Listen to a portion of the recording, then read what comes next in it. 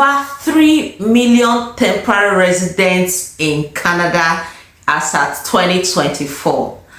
But Canada wants 281,135 permanent residents in the year 2024.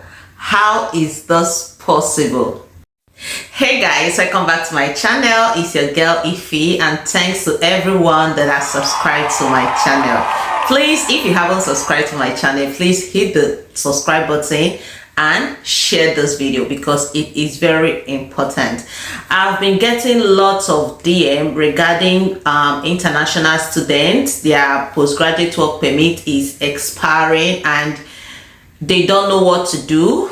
And once your PGWP expires, it's either you remain in Canada by applying as a visitor, or you can decide to apply for another study permit, which I might say I won't recommend that. So in this video, I'm going to share with you guys what you can do.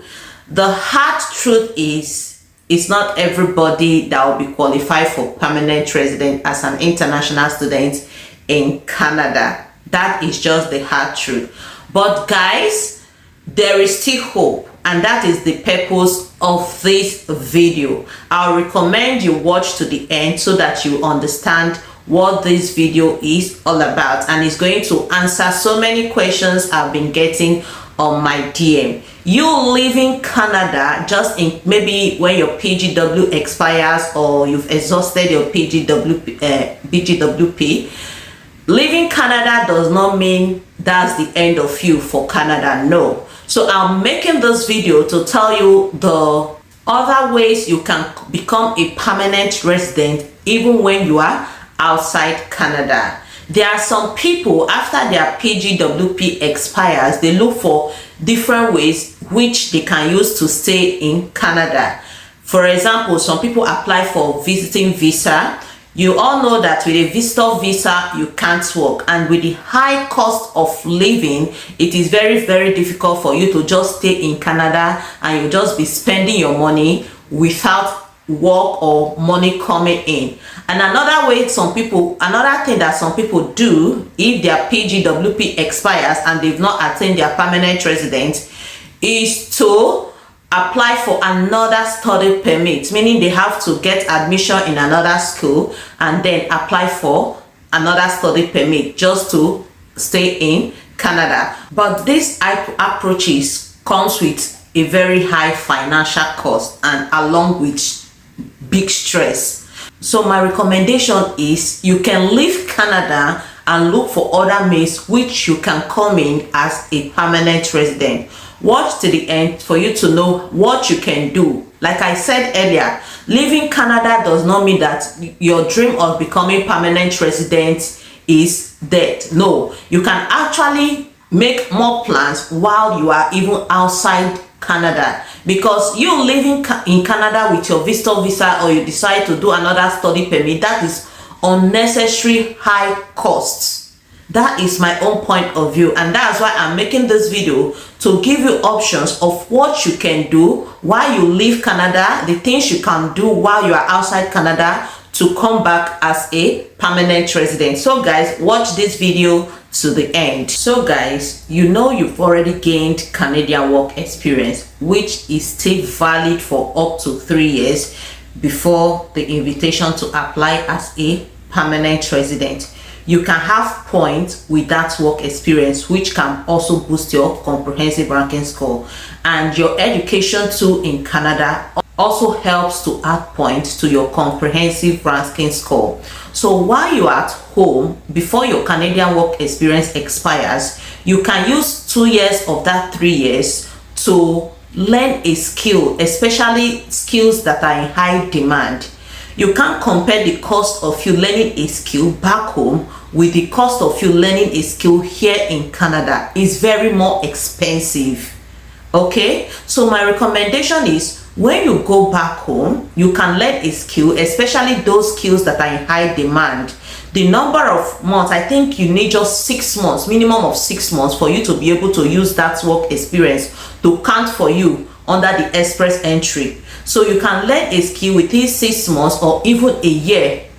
With that skill, you'll be able to enter the targeted draw, which is the category based draw, which you can use, which you know that the score is lower compared to the general draw or the Canadian experience class draw. So when you are at home learning that skill, you are more relaxed. The cost of living is not too high, and you have family members that can also support you.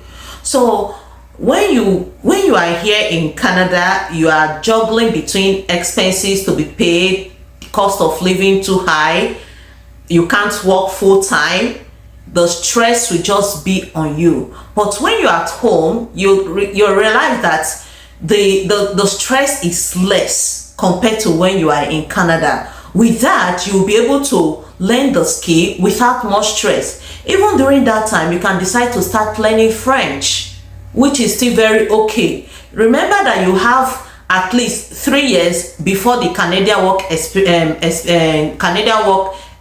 you've had in Canada will expire. So within 2 years, you can learn a skill, and you decide to learn French as well. That can also add to your points. So guys, if you know your PGWP is about to expire and your comprehensive ranking score is still very low, and you know that you might not be able to meet up to the comprehensive ranking score as in the draw they are currently targeting, please, my recommendation, this is what I would have done: go back to your country and re-strategize, learn those skills, and you can also learn French. But before you leave Canada, I will also recommend you apply for a visiting visa inside Canada, because the processing time is faster when you compare to when you apply from outside Canada. So apply for a visiting visa inside Canada, and then you take your exit.